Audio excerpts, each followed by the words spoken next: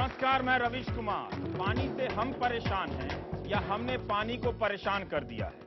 नदियों, तालाबों को नोच खसोट के सुखा देने के बाद अब बड़े लोग अपनी शानदार हाउसिंग सोसाइटियों में स्विमिंग पूल बनाकर तैरने का लुत्फ उठाने लगे हैं। जमीन पर पानी नहीं है, मगर अब 50वीं मंजिल की इमारत की छत पर स्विमिंग पूल है। दूसरी तरफ आम लोग हैं जो हर शहर की उन बस्तियों में रहते हैं जहां पानी वरदान और एहसान की तरह आता है। 2-3 दिनों के इंतजार के बाद आम लोगों का सब्र टूटता है तो आप नेताओं की हाय हाय करने लगते हैं, और वो भी ठेकेदारों के जरिए टैंकरों से पानी भिजवा देते हैं। उसके बाद उस टैंकर को लेकर आप आपस में ही भिड़ जाते हैं। गांव में गरीब महिलाएं पिछले साल 1 किलोमीटर दूर से गगरी सर पर रखकर पानी लाती थी, इस साल 3 किलोमीटर दूर जाने लगी हैं। शहरों में भी टैंकरों के आने का इंतजार और मारपीट के माहौल में महिलाएं और बच्चे ही होते हैं। पानी ने औरतों को सताया हुआ है। हम सबको लगता है कि हम पानी के बारे में बहुत जानते हैं, क्योंकि एसटीओ से पानी बन जाता है। फिर हम सोचते हैं कि पानी का संकट है, क्योंकि हम जागरूक नहीं हैं, तो हम पर्यावरण दिवस पर ड्राइंग कंपटीशन कराने लगते हैं। क्या सचमुच हम पानी के बारे में जानते हैं? कभी आपने सोचा है कि बोतल बंद पानी खरीदने से लेकर घरों में पानी साफ करने के उपकरण, उनके रखरखाव, फिल्टर वगैरह पर आप कितना खर्च कर देते हैं? बहुत मुश्किल से मनाया है आज हमने अनुपम मिश्र को। जो लोगों के बीच काम करते रहते हैं वो टीवी के बीच कम नजर आते हैं। अनुपम मिश्र ने पानी और उसके समाज को देश भर में घूम घूम कर समझा है। उन लोगों के साथ मिलकर समझा है जो उत्तराखंड से लेकर अलवर या फिर गया तक में पानी को बचाने के लिए काम करते रहे हैं। आपने एक बहुत ही अच्छी किताब लिखी है, आज भी खड़े हैं तालाब। वक्त मिले तो आप पढ़िएगा, मन करे तो आप छापकर लोगों में बांट दीजिएगा। कॉपीराइट का 1 पैसा इन्हें देने की जरूरत नहीं है। गांधी और पर्यावरण के रिश्ते पर काफी कुछ सोचा है इन्होंने, लिखा है। ये तस्वीर अनुपम जी जहां बैठते हैं वहां की है। कहते हैं अभी भी ये पानी के बारे में बहुत कम जानते हैं, और हम हैं कि खुद को नदियों की पूजा अर्चना कर लेने भर से पानी के पंडित समझने लगते हैं। जब तक पानी का हम लोग नहीं बनेगा, हम लोग पानी पानी ही करते रह जाएंगे। तो मैं अब स्वागत करता हूं अनुपम मिश्र जी का। आप आ जाएं। ये मंच ही आपका और पूरी महफिल आपकी और हमारे दर्शक आपके, सब कुछ आपका। आप सबको नमस्कार। ऐसा लगता है कि कुछ बातें बार बार कहनी पड़ती हैं, और उन बातों में से पानी एक है। बिल्कुल ध्यान नहीं दिया गया है इस पर। आज हम लोग अपने आसपास जो खबरें सुनते हैं उसमें जीडीपी, विकास दर वगैरह कई तरह की चिंताएं हमारे बड़े लोग करते हैं, लेकिन इन सब पर कभी भी पानी फिर सकता है, ये हमको भूलना नहीं चाहिए। वैसे तो बार बार कहना भी पड़ता है, और बातों को न सुनने की भी बड़ी लंबी परंपरा है हमारे देश में। 5000 साल पुराना किस्सा है महाभारत के समय का, कि व्यास जी दोनों हाथ उठा के कह रहे हैं कि मेरी कोई बात नहीं सुन रहा। तो उस दौर को भी हमको ध्यान रखना चाहिए, और ऐसा लगता है कि अगर अभी हम ऊंचा सुनने लगे पानी वाली बात को, तो ये पानी फेरने वाला मामला बहुत दूर नहीं है। हम लोग हैं कौन? ठीक बातें सुनने वाले या अनसुनी करने वाले?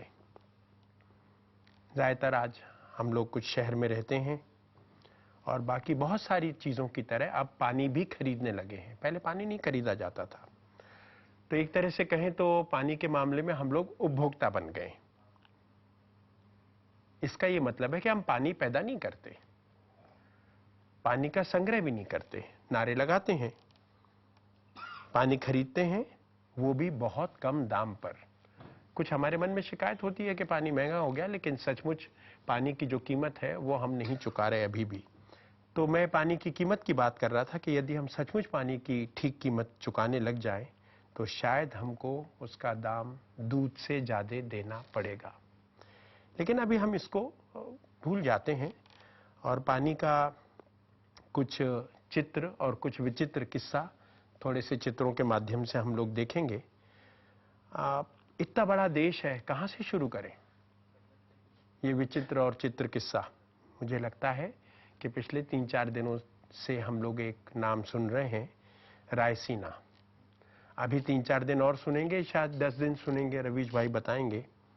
खूब खबरों में है ये राष्ट्रपति भवन। जो भी वहां जाएगा उस महापुरुष को आज ही प्रणाम कर लेते हैं। उस पर बहुत राजनीति भी चल रही है, लेकिन हम लोगों को शायद अंदाज नहीं है कि उस राष्ट्रपति भवन में भी पानी का संकट है। 100 घरों का घर है कि 200 कमरों का है, याद नहीं, 100 कमरों का या 200 कमरों का। जब उस पर पानी का ऐसा संकट है तो हमारे 2 कमरे और 3 कमरे वाले घरों पर क्या बीतने वाली होगी, सोचिएगा। एक नाम शायद आप लोगों ने पिछले दिनों सुना है। एक समय में वो राष्ट्रपति भवन में सलाहकार थे, श्री गोपाल गांधी जी। तब पानी की कमी की तरफ उनका ध्यान गया था और उन्होंने वहां पर जितने ट्यूबवेल लगे हैं उनमें से कितनी तेजी से वो सूखते चले जा रहे हैं और उनको और गहरा करने के अलावा हमारे पास कोई और तरीका नहीं है पानी जुटाने के लिए। तो उससे हटकर ये सोचा था कि इतना बड़ा राष्ट्रपति भवन का इलाका है, एकड़ों में फैला, उसमें क्यों नहीं कुछ तालाब वगैरह बनाएं। तो वो उन्होंने एक छोटी सी हरकत शुरू की थी और फिर पता नहीं उनके जाने के बाद वहाँ पर उसमें से क्या नतीजा निकला, लेकिन खबरों में रहने वाला राष्ट्रपति भवन पानी की खबरों से अभी बाहर है, लेकिन पानी के संकट से बाहर है ये नहीं कहा जा सकता। उसी मोहल्ले में हम लोग थोड़ा दाएं बाएं और हिलें तो संसद भी वहीं कहीं है, लोकसभा, राज्यसभा।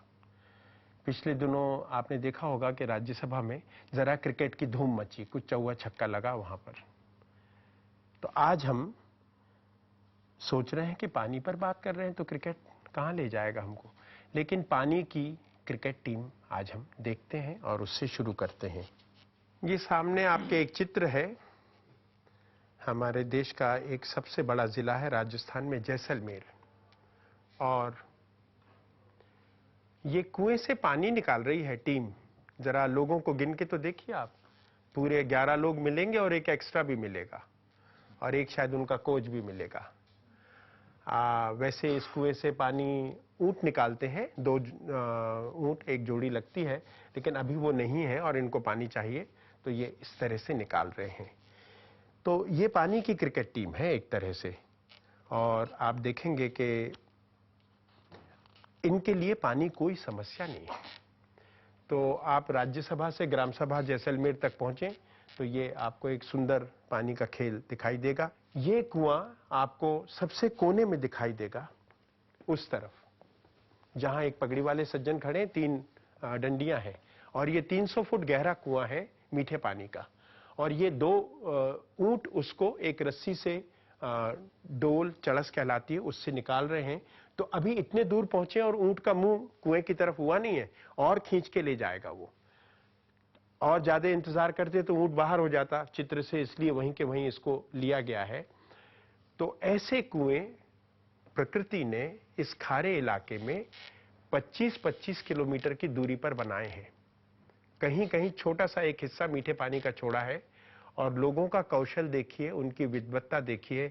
बिना हमारे पढ़े लिखे समाज के उन्होंने वही मीठी जगह चुनी है और वहां पर ये बनाया है।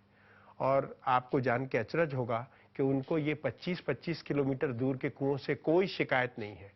वो कोई कैमरे के सामने आके फोटो नहीं खिंचवाते कि हमारे कुआं कैसे कदम कदम पर हो जाए।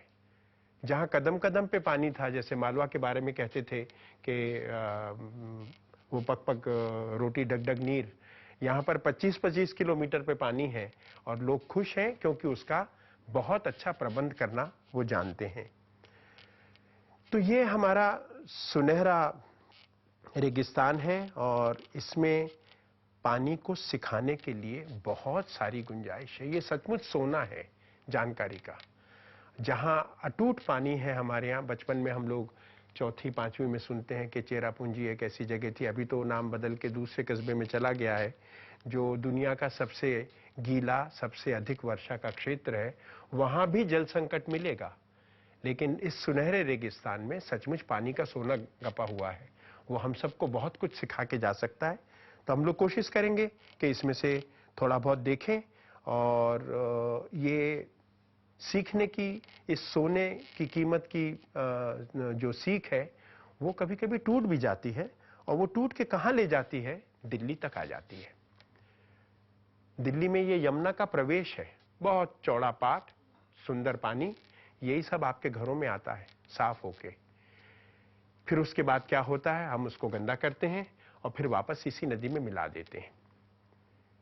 हमारी प्यास इतनी ज्यादा है कि हमने इस यमुना को पूरा पी लिया। अगस्त मुनि का हम सुनते हैं पुराना किस्सा पौराणिक के, उसने समुद्र पी लिया, इतना ऊंचा ऋषि था। लेकिन हम लोग भी कोई कम नहीं है, एक नदी पूरी पी गए हम लोग। उसके बाद कम पड़ा, सरकार को हम लोगों का ध्यान रखना पड़ता है, बड़ी संवेदनशील सरकारें होती हैं आजकल। तो उन्होंने कहा हम गंगा का पानी ले आते हैं, चिंता मत करो गंगा की, यमुना की। तो गंगा का पानी आया, वो भी हम लोगों ने पी लिया इस बीच में। उसके बाद आया नंबर भगीरथी नदी का। गंगा का एक और धारा है, उसका नाम भगीरथी है, टिहरी से पानी आ रहा है अभी हम लोगों का। इसके बाद भगीरथी भी हम सुखा देंगे, उसका पानी भी पूरा पी जाने वाले हैं। तब हमारे पास क्या विकल्प होगा? अभी बातचीत चल रही है कि हिमाचल में रेणुका झील एक तीर्थ है, वहां पर से पानी हम लेकर आएंगे ग्रेविटी से। लेकिन मैं आपको डराना नहीं चाहता, शायद रेणुका हमारा दिल्ली का अंतिम स्रोत होगा। इसके बाद पानी तो लाने को कोई लंदन से भी लेके आ सकता है, लेकिन वो हमें किसी भी कीमत पर मिल नहीं पाएगा। तो ये दिल्ली में यमुना का प्रवेश, और बीच का हिस्सा अभी हम सब छोड़ दें, सारे अखबारों में चित्र छपते हैं, लोग जानते हैं।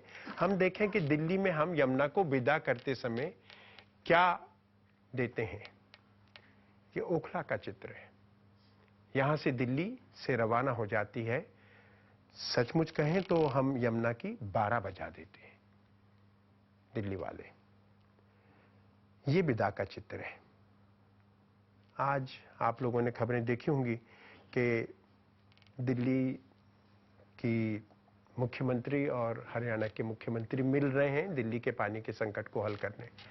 और ये भी खबर आई कि हमारी मुख्यमंत्री का फोन वो वहां वाले मुख्यमंत्री उठा नहीं रहे हैं, तो पीएमओ को बीच में टेलीफोन एक्सचेंज का काम करना पड़ा है। उन्होंने दोनों की बात आज शायद शाम तक हो जाएगी, तो आपको फिर थोड़ा सा पानी मिल जाएगा।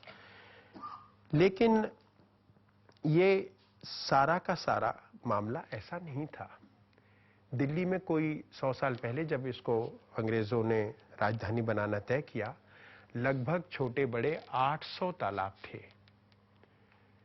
तालाबों की गिनती तो बहुत लोगों को पता होगी कि तालाब तो थे, अभी भी कुछ मोहल्लों के नाम बचे हैं, जैसे हौस खास है, हौस काजी है, इस तरह के कुछ मेट्रो के स्टेशन भी बन गए होंगे। इतनी तरक्की हमने की है, लेकिन वास्तव में जैसे रवीश जी ने कहा कि 50 मंजिल के ऊपर स्विमिंग पूल और नीचे पानी नहीं, वो स्थिति हम लोगों ने इन सब तालाबों की पाट पाट कर इनको कचरों से इनके ऊपर मॉल बना दिए और पता नहीं क्या क्या कर दिया इस बीच में।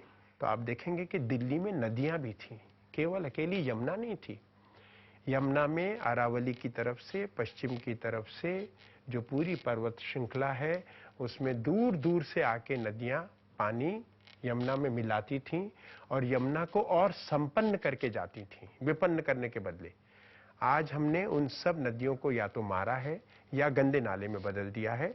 तो जब हमारे ये नए नाले, जो पहले कभी सुंदर नदियां थे, उनके किनारे सुंदर मंदिर थे, घाट थे, वो इस नाला बन चुकी नदी को और बड़ा नाला बनाने का काम करती है। ये एक दिल्ली का पुल है। लोगों की इच्छा तो इसको तोड़कर इस निशान को मिटाने की रही होगी, लेकिन ये शायद टूटा नहीं, क्योंकि ये सरकारी बना हुआ पुल नहीं था, बहुत मजबूत बना था और प्रेम से बनाया था। इसमें सीमेंट के अलावा प्रेम का भी चूना लगाया गया होगा इसकी, इसलिए इतनी मजबूती। ये लोधी गार्डन्स में बना हुआ पुल है। बहुत सारे दिल्ली में राज करने वाले यहाँ सवेरे घूमने भी जाते हैं, इस पुल के ऊपर टहलते भी हैं वो लाठी लेके, 4-5 हजार के जूते पहन के जाते होंगे। लेकिन इस पुल का क्या महत्व है वो भूल गए।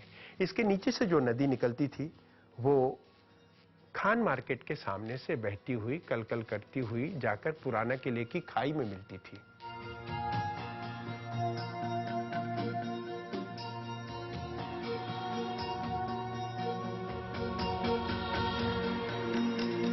शायद कभी यहाँ पे नावें तैरती थीं, अभी हमारी गाड़ियां चलती हैं। और ये जाकर पुराना किले की खाई में मिलती थी, सुरक्षा का ध्यान रखने उसकी, और उसके बाद अपना अतिरिक्त सारा पानी फिर से यमुना में मिला देती थी। तो ये पानी तो बचा हुआ है, उसके बाद का अभी हम लोगों ने नष्ट किया। तो सबूत है अपराध हुआ है, लेकिन अपराधी का पता नहीं है कि ये नदियां हमने कैसे मारी, किसने मारी, इनके नाम तक नहीं ढूंढे मिलते आज। तो जब दिल्ली ऐसा कर सकता है तो बाकी सब शहरों की क्या स्थिति होगी? सब लोग यही करते हैं। लेकिन इस सब के बीच में भी, जैसे हमारे यहाँ हमेशा कहते हैं, घोर संकट में भी आशा की कोई किरण है। ऐसे भी शहर हैं हमारे यहाँ जिनके यहाँ प्रकृति ने कोई नदी नहीं दी, लेकिन लोगों ने मन में एक गंगा बहा दी। इन्होंने छतों पे से एक नदी निकाल ली। ये रेगिस्तान का एक शहर है। ऐसे कई शहर हैं जिनमें छत पर गिरने वाली वर्षा की एक एक बूंद इकट्ठी करके नीचे उतार कर उनको अपने घरों में, कमरों में बहुत आदर और पवित्रता के साथ पूरे साल भर पीने के पानी की तरह इस्तेमाल किया जाता। छोटा सा बच्चा कोहनी क्यों दिखा रहा है? वो जिस पाल पर खड़ा है, ये सूखा तालाब नहीं है, ये नया बना तालाब है। कल जब बादल आएंगे और पानी गिरेगा तो इसके बाईं तरफ पीछे जो तालाब है वो पूरा लबालब भर जाएगा। लेकिन पाल सीधी क्यों नहीं बनाई? सीधी बनाना तो बड़ा सरल था, उसको तिरछा करके बनाया गया है। और इस बच्चे ने इसका जवाब दिया कि इस हिस्से को कोहनी कहते हैं। अगर ये सीधी बनती तो यह हमारा तालाब टूट जाता। दादा के साथ गोद में आकर इस तालाब पर काम करते करते इतने कम उम्र के बच्चे को पानी का एक तकनीकी ज्ञान अपने आप हो गया। शायद अभी ये सरकारी स्कूल में भी नहीं जा रहा, लेकिन पानी की पाठशाला में उसने एक अच्छा सबक ले लिया। ये जब बड़ा होगा तो बढ़िया तालाब बना के दिखा सकता है। ये एक छोटा सा कुंड है और चूरू जिले में है। पानी यहाँ भी कम गिरता है, नीचे सब कुदरत ने खारा पानी दिया है, जिसको आप हैंडपंप, ट्यूबवेल, किसी से भी मार्क 2 वगैरह क्या क्या नए नाम है, उनसे उठाएंगे तो आप उस पानी को पी नहीं पाएंगे। तो जो थोड़ा सा पानी गिरा वो इस पूरे बड़े चबूतरे पर, पेड़ के पीछे आप देखेंगे एक सामने दीवार बनी है, एक ऐसा घेरा बना दिया जाता है, और इसकी भी उम्र करीब करीब 250 साल है। 250 साल से गिरने वाली एक एक बूंद ये इकट्ठी करके बीच के हिस्से में आकर, आप यहाँ देखेंगे तो छोटे छोटे छेद हैं और थोड़ी सी ढाल मिलेगी। इन छेदों से पानी साफ सुथरा निथार करके भीतर जाएगा। आपको जब पानी चाहिए तो 4 सीढ़ी चढ़ेंगे, एक ढक्कन लगा है साफ सुथरा, उसको खोलेंगे और उसमें से आपको बढ़िया पानी मिलेगा। ये नाली तो बाहर किसी को पानी पीना है उसके लिए बनाई है, प्याऊ के लिए। गांव के लोग ऊपर से चढ़ के पानी लेते हैं, लेकिन हम जैसे नए लोग चले जाएं तो इसके बड़े नियम होते हैं। जूते पहन के नहीं जाना, नहीं तो ये सब इसका आगोर खराब हो जाएगा। तो उन लोगों के लिए जो नियम नहीं जानते, बाहर पानी थोड़ा सा पहुंचा दिया जाता है। आज हम लोग पिछले 12-15 साल से अंग्रेजी का एक शब्द सुन रहे हैं, दिल्ली वाले तो ज्यादा ही सुनते हैं, रेन वाटर हार्वेस्टिंग। उसका फिर हम हिंदी भी कर लेते हैं, वर्षा जल संग्रह। लेकिन ये 250 साल से कुछ 70,000 लीटर इसमें इस टाँके में इकट्ठा कर रहे हैं और कोई बोर्ड नहीं लगाया। आज दिल्ली की कोई संस्था या घर रेन वाटर हार्वेस्टिंग करता है तो पहले अपना प्रचार का सामने एक टीन का बोर्ड खड़ा कर देता, बाद में जंग लगेगी और वो गिर भी जाएगा बोर्ड, और शायद पानी भी इकट्ठा नहीं होता। कई लोग मुझे बताते हैं कि बोर्ड लगे पर पानी इकट्ठा नहीं होता। इनको पानी चाहिए, नारेबाजी नहीं चाहिए, इसलिए इनके यहाँ कोई बोर्ड नहीं है और बढ़िया पानी इकट्ठा होता है। एक हम लोग जो बाहर बोतल खरीदते हैं 2 रुपए, 12 रुपए में या 15 रुपए में, ऐसी 50,000 बोतलें एक साथ कभी रखी हमने देखी नहीं होंगी। वो जो कुंड है उसमें उतनी बोतलें पड़ी हैं, बिना किसी कंपनी को 2 पैसा दिए। लेकिन किसी के मन में आ सकता है कि ये तो बहुत छोटा है, तो ये 3 करोड़ लीटर पानी इकट्ठा करता है। जयपुर के पास कोई 12-13 किलोमीटर दूर जयगढ़ नाम का एक बड़ा पुराना किला है, वो भी 400 साल के आसपास का। इसमें 15 किलोमीटर की नहरों से, आसपास की पहाड़ियों से एक एक बूंद साफ करके इकट्ठी की जाती है।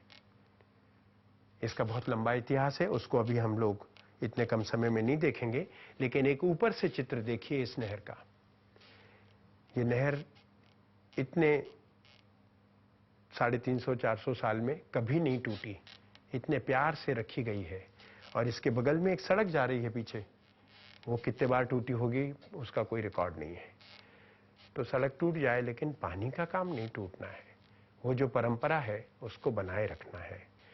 बहुत सारे किस्से हैं इसमें, आपातकाल के समय में भी कुछ कुछ इस जगह हुआ, लेकिन अभी हम लोग उसको छोड़कर ये टांके वाले दरवाजे में जाने की कोशिश करेंगे। एक छोटा सा ताला जरूर लगा है इसमें पानी की सफाई के लिए, लेकिन आप जैसे सब पानी में दिलचस्पी रखने वालों के लिए ये खुल सकता है। और इसको अगर खोला जाएगा तो आप भीतर जाएंगे तो ये बहंगी में से पानी लेकर आ रहे हैं।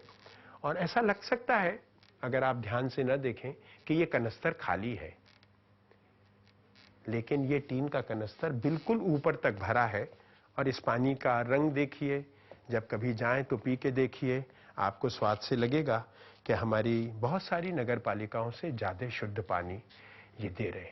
तो जरा 3 करोड़ लीटर हर साल 400 साल, उसमें 10 रुपए प्रति बोतल का हिसाब लगा के देखिए कि कितने अरब रुपए का पानी इसने जुटा दिया, बिना किसी स्कैम के।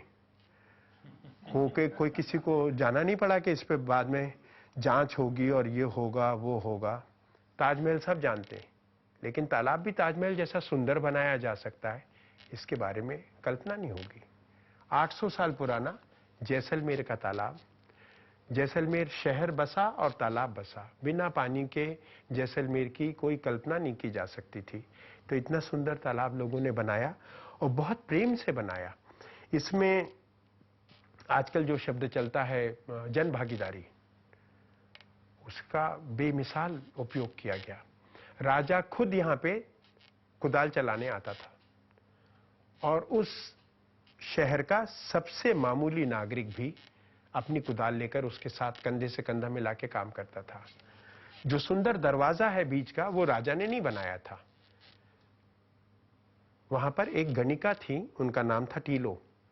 नाचना और गाना उनका काम था, रूपजीवी। उनको लगा इतना सुंदर तालाब बना, इसमें एक अच्छा प्रवेश द्वार भी होना चाहिए। गणिका ने कहा कि मेरा तो कोई परिवार है ही नहीं, मुझे तो नाच गाना करके अपना जीवन बिताना है, उसमें से जो पैसा मिला है वो हम क्यों नहीं इस तालाब के दरवाजे पर लगा दें। आज आप कभी जैसलमेर जाएं घूमने और इस तालाब में आप जरूर जाएंगे, तो किसी भी छोटे से छोटे बच्चे से उसके पास में जो खड़ा हो पूछे कि ये दरवाजा किसने बनाया, तो 800 साल बाद उस गणिका का नाम उस बच्चे को याद होगा। उसी से थोड़ी दूर एक और तालाब है, ये भी करीब 500 साल पुराना है। इसमें जिसको हम तकनीकी शिक्षा कहते हैं, उसको सौंदर्य बोध से, आनंद से कैसे जोड़ा है, इसको देखिए। ये जो पत्थर की मूर्तियां हैं, ये पानी का स्तर बताती हैं कि हमारे तालाब में कितना पानी आया।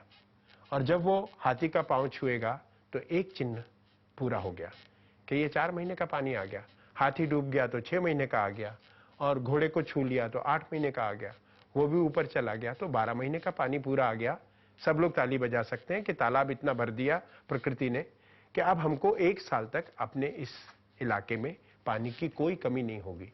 और तब जब ये पूरा मूर्तियां डूब जाती थी तो पूरा शहर राजा समेत तालाब की पूजा करने आता था, धन्यवाद देने। एक कृतज्ञता थी समाज में कि भाई तुमने सुंदर काम किया, हमारा ये भर दिया, अब हम इसको आपको धन्यवाद देते हैं। एक और तालाब जो मैंने शुरू में कहा कि कुछ चित्र विचित्र जानकारियां हम लोग लेने की कोशिश करेंगे। इस तालाब के बारे में मैं अक्सर कहता हूं, पर मजाक में नहीं, बहुत गंभीरता से, कि इसका नाम आप में से सब लोग जानते हैं। सिर्फ आप लोग नहीं, शायद अमेरिका का राष्ट्रपति भी जानता है, इंग्लैंड के कई प्रधानमंत्री इसका नाम जानते हैं, फ्रांस वाले जानते हैं, जर्मनी वाले जानते हैं, ऑस्ट्रेलिया वाले जानते हैं, सब लोग इसका नाम जानते हैं। देखा बहुत कम लोगों ने। ये पोखरन का तालाब है, जहां हमारा अणुशक्ति का एक प्रयोग हुआ। उसको कुछ लोगों ने पसंद किया, कुछ ने नहीं पसंद किया, लेकिन इसमें दरारें पड़ रही हैं, मिट्टी का क्षरण हुआ है, मिट्टी कट गई है। क्या शायद 3-4 हजार रुपए में ठीक हो सकता है। अरबों रुपए हम शांति के प्रयोग के लिए अणुबम चलाने में खर्च कर सकते हैं। यहीं से सब लोग निकले होंगे, सारे काफिले, बड़े से बड़े वैज्ञानिकों के और राष्ट्रपतियों के, प्रधानमंत्रियों के। किसी के मन में ये नहीं आया कि इस तालाब में मिट्टी डलवा के ठीक कर दें। कितना विज्ञान हमारा समाज जानता है पानी के मामले में। सब जगह ये पत्थर नहीं है।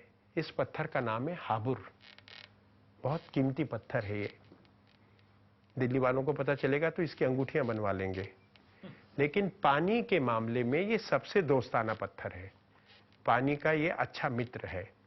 तो लोगों को ये सब जगह नहीं मिलता। हाबुर नाम का एक गांव है जैसलमेर में, वहीं पर इसकी खदान है। लेकिन आपको यहां से 50-100 किलोमीटर दूर भी बने तालाब कुओं में इस पत्थर को आप लगा हुआ देख सकते हैं, क्योंकि ये पत्थर पानी की बहुत कीमत करता है। उसमें कुछ छोटे मोटे दोष हो तो उसको साफ भी कर देता है। हम लोग हाबुर का पत्थर लाते हैं तो 500 साल का कुआं बनाते हैं। एक एक कुआं 500 साल चल सके, कितनी पीढ़ियों को पानी दे सके। जैसा मैंने कहा कि कुछ चित्र विचित्र चीजें देखेंगे। पानी का एक सुंदर काम 800-900 साल पहले, कैसी कला पानी के साथ लोग जोड़ के रखते थे। ये अभी पहला चित्र है, और आगे बढ़ेंगे तो दूसरा चित्र, नीचे उतरेंगे तो पानी, और 3 तरफ ऐसी सीढ़ियां, बावड़ी, पगबाव, वाव, कई तरह के इसके नाम आपको मिलेंगे। और हमारे देश में विजयनगर दक्षिण से लेके जैसलमेर तक बावड़ियों का एक नक्शा चलता है, और एक से एक सुंदर बावड़ियां आपको इस रूट पर विजयनगर से लेके यहां तक देखने मिलेंगी। ये सारी विचित्र चीजें किसने बनाई? जो रवीश जी ने 3-4 दिन पहले एक कार्यक्रम में कहा कि आईआईटी में प्रवेश कैसे हो, ये आईआईटी के प्रवेश से निकले हुए लोग हैं। हमारे देश के सबसे अच्छे पानी के जानकार, जिनको अंग्रेजी में सिविल इंजीनियर कहेंगे, वो हैं ये। इन्होंने कोई स्कूल हिंदी का भी नहीं पढ़ा होगा, तो भी पानी का इन्होंने जरूर जो भी सबसे ऊंचा कोर्स होगा वो किया होगा।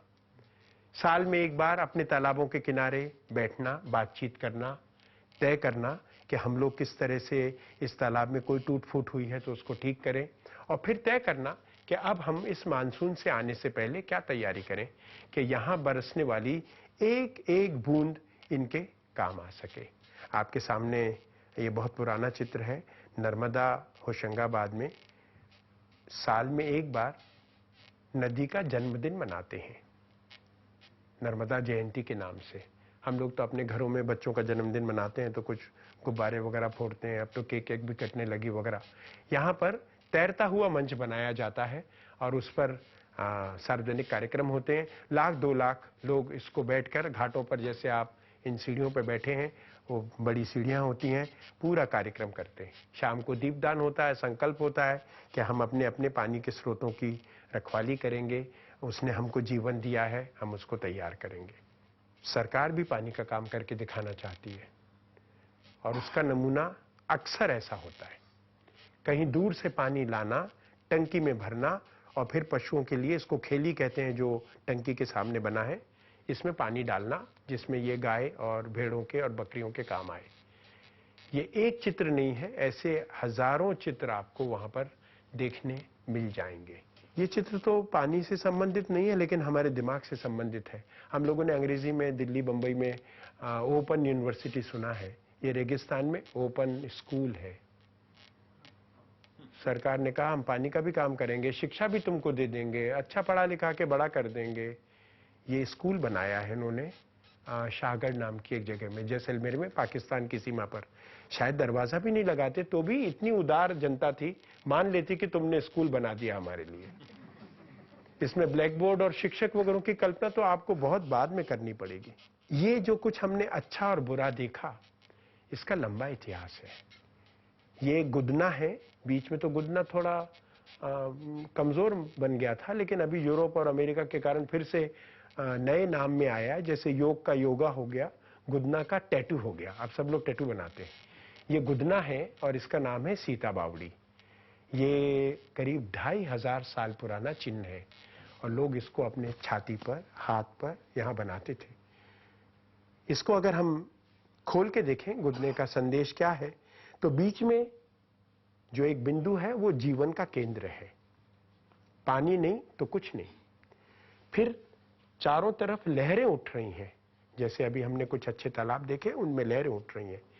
फिर बीच के हिस्से में जो टिक टिक टिकी कुछ लगी हैं, ये घने पेड़ हैं। पानी के किनारे अच्छे पेड़ पौधे लगा के रखो, हरियाली होनी चाहिए। और 4 कोनों में 4 फूल बने हैं जो हमारे जीवन को सुगंध से भर देते हैं। तो पानी की ये सुगंध हमारा समाज बहुत अच्छे से सहेज के रखना जानता था, एक एक बूंद की कीमत जानता था। आज हम लोगों के घड़े टकरा रहे हैं और ये जिस तरह से यहाँ पर सुंदर बोतलें रखी हैं, भगवान न करे कि इनका और विस्तार होता जाए। आपको धन्यवाद।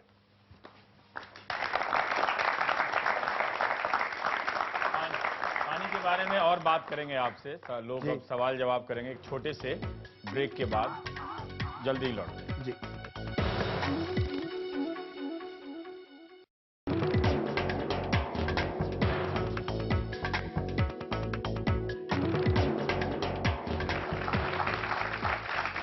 तो हम इस हिस्से में बात करेंगे कि अक्सर हमें लगता है कि पानी का जो संकट है वो मई और जून का संकट है, उसके बाद पानी का संकट ख़त्म हो जाता है और हम फिर से पानी को लेकर मौज मस्ती और बहारों में खो जाते हैं। क्या ऐसा है क्या? मैं तो सोचता हूँ कि आजकल तो दिसंबर जनवरी में भी पानी का संकट आने लगा है। पानी इन दिनों में ज़रूर ज़्यादा बढ़ा हुआ दिखता है और शायद जो इन खबरों को आगे पहुंचाने वाले हमारे साधन हैं उनके पास भी इस समय ज़्यादा ध्यान देने का मौका आता है, लेकिन ये साल भर का संकट है अब। मेरा आपसे प्रश्न ये है कि 2 प्रश्न हैं छोटे छोटे, कि एक तो जो पानी के लिए हम कहते हैं कि पानी की एक एक बूंद कीमती, जब पानी जो लोग इस्तेमाल करते हैं वो उसका जो पैसा देते हैं वो ना के बराबर देते हैं, तो जब उसकी कोई कीमत ही नहीं होगी तो वो लोग वेस्ट करेंगे ही करेंगे, बर्बाद करेंगे ही करेंगे। इसके लिए क्या करना चाहिए? दूसरा प्रश्न ये है कि जो ये फिल्टर और ये सब चीज़ें लोग बेचते हैं और जो लोग खरीदते हैं, इवन आपकी ने जो बोतलें लगा रखी हैं जो पानी की, इसमें भी 2 गुना पानी जो है वो वेस्ट हो जाता है। तो इसके लिए जो पढ़े लिखे लोग पानी बेच के फिल्टर बेचते हैं और जो खरीदते हैं, उनके लिए आप क्या कहेंगे कि किस तरह का पानी हमारे लिए ठीक है? क्योंकि पेप्सी कोला पे तो बहुत बहस होती है, लेकिन पानी में देश को पता ही नहीं कि हमारे शरीर के लिए किस तरह का पानी है। पानी को महंगा कर दिया जाए तो हम ज्यादा जागरूक हो जाएंगे। हाँ, इसमें सस्ता और महंगे की बात नहीं है, अपने विवेक की बात है। अगर हमें किसी कारण से, हमारे किसी विशेष अधिकार के कारण, दिल्ली या बंबई या कलकत्ता का नागरिक होने के कारण सस्ते में पानी दे रही है सरकार, तो कम से कम हम उसको कीमत समझें, उसका मूल्य समझें, उसकी वैल्यू समझें और उसको कम से कम बर्बाद करें। आज सबसे अच्छा महंगा पानी शहरों में कार धोने में चला जा रहा है, पीने से भी ज़्यादा। और जो ऐसे शहर हैं जिनमें प्रति व्यक्ति कार का आंकड़ा बहुत ऊंचा है, जैसे चंडीगढ़, तो वहाँ तो अधिकांश पानी कार पी रही है आदमी के बदले। तो ये कितने दिन चला पाएंगे, हमको खुद सोचना पड़ेगा। हमारे दिल्ली में भी बावलीज हैं, काफी हजारों साल पुरानी है, लेकिन वो इतनी गंदी है, सूखी पड़ी है। गवर्नमेंट को इसमें कुछ करना चाहिए, आम आदमी उसमें नहीं कर सकता।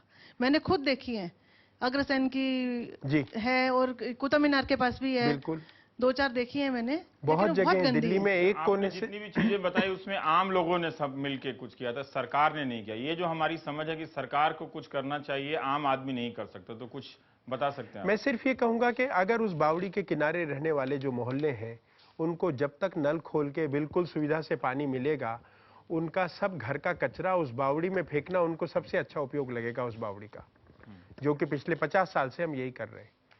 इसलिए सरकार एक दिन आकर अगर उसको साफ करके चली जाएगी, जोधपुर वगैरह में बहुत सारे ऐसे अभियान चलाए हैं, कभी कभी कोई अच्छे कलेक्टर आते हैं, कोई मंत्री अच्छा आता है, तो इन बावड़ियों को एक बार साफ करके फोटो वोटो खिंच जाते हैं, अगले दिन से फिर उसमें वही हम प्लास्टिक का कचरा डालने लग जाते हैं। उनको हमने एक तरह से कचरा घर बना दिया है। तो पानी का महत्व समझें, एक बार नागरिक मिलके क्यों नहीं साफ करते और सरकार को बताएं कि अब हम इस बावड़ी की जिम्मेदारी लेते हैं। लेकिन इतना मैं आपको कहना चाहूंगा कि इसमें भावुकता से अलग हटके हमको व्यवहारिकता भी देखनी पड़ेगी। उन बावड़ियों के किनारे जो मोहल्ले बने हैं, उन सब में 200-300 फुट पर बोरिंग लगे हैं। अब इन बावड़ियों में पानी नहीं भर पाएगा, बरसात का पानी भी नहीं भर पाएगा। हम लाके भरेंगे तो नीचे से उसको कोई खींच के, जैसा इन्होंने शुरू में कहा, निचोड़ के खसोट के ले जाएगा। तो फिर सूखी बावड़ी का लोगों के मन में क्या होगा? कचरा फेंको, इतना सुंदर डस्टबिन बनाया है। तो ये देखकर हमको पानी के बारे में सोचना पड़ेगा। अनुपम जी, एक और जो राजनीति की बात चलती है और खास तौर से भारत का ये हमेशा से रुख रहा है कि गरीबी ही हमारा सबसे बड़ा प्रदूषण है और उसको दूर करो, और दूर करने के लिए जितना विकास हो सकता है विकास करो, जितनी कंपनियां हैं, जितनी फैक्ट्रियां हैं। लोग भी ये सोचते हैं कि हमें विकास के लिए चाहिए, जैसे आज का संकट है, फिर से कह रहे हैं कि ग्रोथ के लिए कुछ सुधार लाया जाए, कुछ नए नियम बनाए जाए, नए कानून बनाया जाए। तो इस टकराव को फिर आम आदमी कैसे अपनी समझ में उतारे? उसे नौकरी चाहिए, उसे गाड़ी चाहिए, वो तो नौकरी चाहिए, गाड़ी चाहिए, उद्योग चाहिए, चाहिए कि खूब अच्छी सूची बना लीजिए, बगल में इतना लिख दीजिएगा कि पानी नहीं चाहिए, तो कोई दिक्कत नहीं है। पर अगर हम पानी चाहिए लिखेंगे तो फिर हमको अपनी फैक्ट्री, अपने घर, अपनी गाड़ियां, सबके बारे में उस पानी को सामने रख के तय करना पड़ेगा। ऐसा समाज जरूर बन सकता है जिसमें पानी की कोई जरूरत नहीं हो, तो इससे बड़ी तरक्की तो कुछ भी नहीं होगी। तो पानी चाहिए, पर अगर हम टिक करते हैं तो सब बातें लानी पड़ेंगी। मान्यवर, मैं तराई क्षेत्र से आता हूँ। बचपन में हम लोग खुरपी मारते थे, नीचे से पानी निकल जाता था। आज वहाँ यूकेलिप्टस के पेड़ लगा करके मोस्टली पानी जो हम लोगों ने एब्जॉर्ब कर दिया, सुखा दिया है। तो क्या हमें इस तरह के पौधे या पेड़ लगाने की जरूरत नहीं है कि जो पानी का संवर्धन कर सके जी, और लोगों के लिए वही पुरानी स्थिति आपने बिल्कुल ठीक कहा, लेकिन यूकलिप्टस, जिसको हिंदी में हम सफेदा कहते हैं, वो किसने लगाए? ज्ञानी लोगों ने कि अज्ञानी लोगों ने? बताएं आप। पानी भर जाता था उसको। नहीं, इसको बड़े बड़े विभागों ने इसको प्रमोट किया, और इसके पीछे एक आर्थिक आंकड़ा भी बताया किसान को। गुजरात में तो ऐसे भी स्वनामधन्य किसान हुए जिन्होंने कहा अब हम गेहूं कभी बोएंगे ही नहीं अपने खेत में, केवल सफेदे के पेड़ लगाएंगे क्योंकि बाजार में बिकता है। पर इसी बाजार ने उसकी कीमत गिरा दी, तो सफेदा भी लगना कम हो गया। पहले हरियाणा, पंजाब, तराई, गुजरात, ये सब के सब बहुत सफेदे के पेड़ लगाते थे, लेकिन अब उसकी कीमत उतनी नहीं है। तो ये बाजार कई बार हमको ऊपर भी उठाता है, गिराता भी है, और कुछ अच्छे काम भी कर देता है। उसमें से एक है, मच्छर भी क्यों आए ये सोचना चाहिए। उस इलाके में पहले बहुत अच्छे तालाब थे, उन तालाबों में मछलियां होती हैं जो मच्छरों के अंडों पे से पलती हैं, उनको खाती हैं, 10 तरह की चीजें करती हैं। ये प्रकृति इतनी संवेदनशील है, और उसमें ऐसे हजारों, लाखों नहीं कहना चाहिए, अरबों खरबों नट बोल्ट वगैरह सब लगे हुए हैं। एक को ढीला कर दो, पूरा ढांचा गिरता है। तो हमने उसको खत्म किया, और उसके बाद से ये शुरू हो गया। जी, जल ही जीवन है, इसमें कोई शक नहीं है।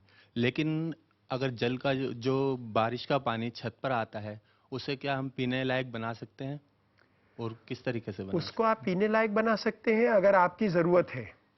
नारेबाजी के लिए करना होगा तो नहीं बनता। अभी आपने देखा यहाँ पर जैसलमेर, जोधपुर, एक एक घर का छत का पानी, महलों का पानी, किलों का पानी सब रोका जाता है। फिर उस छत को साफ रखना पड़ता है। उसमें लोग जूते पहन के नहीं जाते, बीड़ी का गुल नहीं गिराते, थूकते नहीं हैं, और तो और छोटे बच्चों को लेकर माँ गर्मी में उस छत पे नहीं सोती। तो क्या वो नीचे भट्टी में सोएगी? नहीं। एक छत का हिस्सा ऐसा अलग कर दिया जाता है जिसका पानी उस टांके में नहीं जाएगा, क्योंकि रात को बच्चा बिस्तर गीला कर सकता है, तो वो तो साल भर के पानी में मिल जाएगा, एक बूंद भी उसकी गिरी तो इस सब को सोच के लोग करते हैं जब उनको पानी की वास्तव में जरूरत है और दूसरा कोई स्रोत नहीं है। अपने पास अथाह पानी आता होगा मुफ्त में किसी का, और ज्यादातर आपको मैं कहते हुए बुरा लगता है, ये पानी चोरी का है। भले ही लोकतांत्रिक दस्तखत करके 2 राज्यों के बीच का हो, और आज राजनीति इतनी संवेदनशील है कि हरियाणा और दिल्ली दोनों में एक ही पक्ष की सरकार है, फिर भी खींचातानी है पानी को लेकर। कल्पना कीजिए कल कोई दूसरी पार्टी दिल्ली में आ गई या वहां आ गई तो क्या होगा? ये तो लोकतंत्र है, चुनाव होता है हर साल, लोगों का ढोल बजता है, कभी इसका बजेगा कभी उसका बजेगा। और फिर ये भी सोचने की बात है कि दिल्ली में 800 तालाब क्यों बनाए, छतों का पानी क्यों नहीं रोका? क्या वो जोधपुर और जैसलमेर नहीं जाते थे उस समय के राजा या व्यापारी या साधारण लोग? उनको लगा कि दिल्ली में छत का पानी रोकना जरूरी नहीं है, बहुत पानी गिरता है, इतना पानी गिरता है कि तालाबों में रोको, उससे भूजल संपन्न होगा। भूजल में हम अपने घर के पीछे एक कुआं बना के उसमें से बाल्टी डाल के उठा लेंगे, इसलिए उन्होंने छत का पानी नहीं दिया। ये फोटोकॉपी करने से समाज नहीं चलता कि जैसा उसने किया वैसे ही मैं कर लूं। सोच समझ के समाज अपना रास्ता तय करता है। इसलिए जो मैं कहना चाहता हूं कि हम लोग कौन है, वो लोग और ये लोग, ये बंटवारा, या हम लोग यानी पानी के मामले में, अपने समाज के मामले में कई विषयों पर एक साथ खुलकर सोचने वाले लोग। एक चीज है कि पानी का इतना बड़ा संकट है, लेकिन पानी का बाजार खूब है। गली गली में लोग इस तरह के कैंटर लेके डिब्बे लेके चले जा रहे हैं, वो पहुंच जा रहा है पैसे से, तो लोगों को लगता है कि ठीक है पानी है कम से कम। हाँ, देखिए ऐसा है कि समाज शून्य में तो जिंदा नहीं रह सकता। पानी की कमी होगी तो एक के मन में आएगा कि अपन बोतल बना के क्यों नहीं इसको देकर आ जाए, तो फिर वो व्यापार चल निकलता है। लेकिन बहुत सारे जगहों पर ये व्यापार अभी भी नहीं पहुंचा है और वहां लोग अपना पानी का इंतजाम करते हैं। तो ये तो शून्य को भरने के लिए आते हैं और उसमें बुरी ताकतें भी आ सकती हैं और अच्छी ताकतें भी आ सकती हैं, पर शून्य नहीं रह सकता, उस जगह को भरना पड़ता है। जी, बहुत दिन पहले आपका एक आर्टिकल पढ़ा था कि नदी जोड़ने का काम तो प्रभु का है, ये सुरेश प्रभु क्यों कर रहे हैं? तब एनडीए की सरकार थी, ये हवा फिर चल निकली है। तो क्या नदियों को जोड़ने की जो अभी बात चल रही है, इससे इस पानी की समस्या का कुछ निदान होगा? पानी की समस्या का इससे निदान होता तो प्रकृति भी एक रेलगाड़ी की तरह कश्मीर से कन्याकुमारी की नदी बना देती। उस नदी का नाम ही कश्मीर कन्याकुमारी होता। पर ये कुछ करोड़ साल का भूगोल है भारत का, जो ऐसा नक्शा है हमारा। नीचे 3 तरफ समुद्र, एक तरफ पश्चिमी घाट, एक तरफ पूर्वी घाट, ऊपर हिमालय, बीच में विंध्याचल, सतपुड़ा, ये सब को पार करके नदियां जोड़ी नहीं जा सकती। जो जोड़े उसको प्रणाम, हमारी तो कोई हैसियत भी नहीं है उसको रुकवाने की, लेकिन ये कभी जुड़ नहीं पाएंगी। बहुत सारी नदियां जहां पर नहीं है वहां लेके जाने वाले हैं। जिन नदियों के किनारे शहर बसे हैं उनकी समस्या हल हो गई क्या नदी के कारण? और अभी आपने चित्रों में देखा कि ऐसे भी शहर हैं रेगिस्तान में जिनमें कोई नदी नहीं है लेकिन पानी मजे में लिया है लोगों ने। तो ये बात हमको देखनी है कि हम लोग इस तरह से सोच पाएंगे या उस तरह से सोचते रह जाएंगे। जी, इस समस्या को सभी लोग अच्छी तरह से जानते हैं और समझते हैं, लेकिन इसका जो क्रियान्वयन है वो पूरी तरह नहीं हो पा रहा है। क्यों? क्योंकि लोग हमें अभी आसानी से पानी मिल रहा है और हमने इतनी गंभीरता से नहीं सोचा है। लेकिन अगर हम इसके बारे में सोचते भी हैं तो इन मेट्रो सिटीज में ही अभी इतनी अवेयरनेस नहीं है और ना ही गवर्नमेंट की तरफ से और या पॉलिटिकल फ्रंट पे भी ऐसा कोई काम नहीं हुआ है। अवेयरनेस बार बार आ जाता है, इसको जरा सा समझा देंगे कि अवेयरनेस क्या है, ये जागरूकता क्या है, और जागरूकता नहीं होने से क्या हो रहा है, एक अंग्रेजी का होने से क्या हो रहा है। जी, एक जागरूकता है, अवेयरनेस, एक और उससे जुड़वा शब्द है पॉलिटिकल विल, इच्छा शक्ति। अरे भाई, अगर अच्छे काम के लिए इच्छा शक्ति नहीं है तो और किस काम के लिए इच्छा है आपकी? जागरूकता पानी जैसे मामले में नहीं है तो और किस चीज में है?